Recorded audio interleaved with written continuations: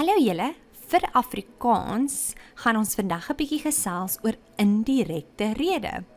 En onthou, voor jy hierdie video kyk, kyk eers die direkte rede video. Kom ons begin. Wat is indirekte rede? As 'n derde persoon iemand se woorde oorvertel, word dit die indirekte rede genoem. Hoe skryf ons indirekte rede? Jy gebruik die woordjie dat of om jou te help om sinne in die indirekte rede te skryf. Byvoorbeeld, Sanet sê dat haar broer rappie speel. Kan jy sien, daar is geen dubbelpunt as ook geen aanhalingstekens nie. Hoe skryf ons direkte rede in indirekte rede? Daar is 'n paar stappe wat ons volg, net soos met die direkte rede. Die eerste stappie, gebruik die woordjie dat, na sê en vra na of. Die tweede stap is om die dubbelpunt weg te vat. Die derde stap, die aanhalingstekens val weg. En die vierde stap, die voornaamwoorde verander. En die laaste stappie, soms verander die woordorde van die sin. Die werkwoord, wat die doenwoordjie is, kom gewoonlik laaste in die sin. Maar onthou, wees altyd versigtig en lees jou sinnetjie oor, want daar is altyd uitsonderings in Afrikaans. Nou kom ons probeer. Sanet sê, my broer speel rappie. Wat is die eerste stappie? Gebruik die woordjie dat, na sê en vra na of. Reg, ek sien die woordjie sê, so ons gebruik die woordjie dat. Wat is die tweede stappie? Die dubbelpunt val weg en weg is hy. Wat is die derde stappie? Die aanhalingstekens val weg. Weg met julle.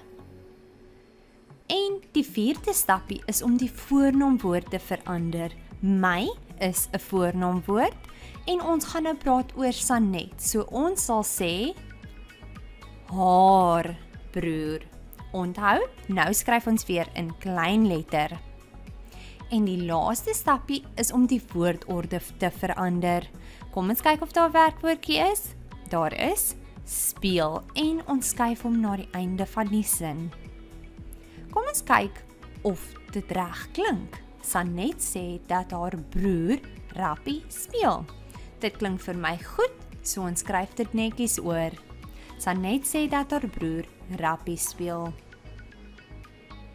Kom ons kyk na nog 'n voorbeeld.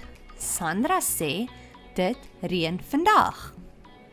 My eerste stappie is om die woordjie dat of te gebruik. Ek sien sê, so ek sit dat in. My tweede stappie is dat my dubbelpunt val weg. My derde stappie is om my aanhalingstekens uit te haal. My vierde stappie is om my voornaamwoorde te verander. Nou tans gebruik ons dit. Dit gaan steeds daar bly. Al wat ek moet onthou is om dit in 'n klein lettertjie te skryf. Reg, en dan my laaste stappie is my woordorde. Reën skuif na die einde van die sinnetjie. Kom ons kyk of dit reg klink. Sandra sê dat dit vandag reën. Dit klink vir my reg. Sandra sê dat dit vandag reën. Kom ons kyk na nog een voorbeeld. Diwan sê, my maag is baie seer. My eerste stappie is om dat of in te voeg. Ek voeg my dat in. My tweede stappie is om my dubbelpunt uit te haal.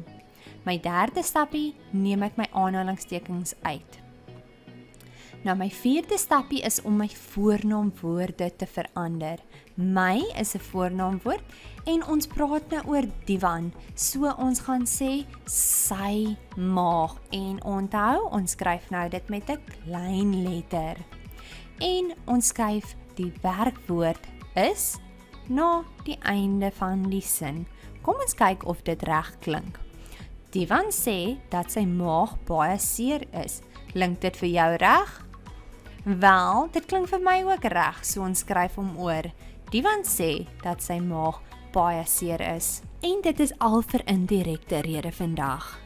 Onthou, vir indirekte rede moet jy baie mooi elke liewe stappie volg en onthou om altyd jou sinnetjie oor te lees voor jy dit weer neerskryf, om seker te maak dat dit heeltemal reg klink.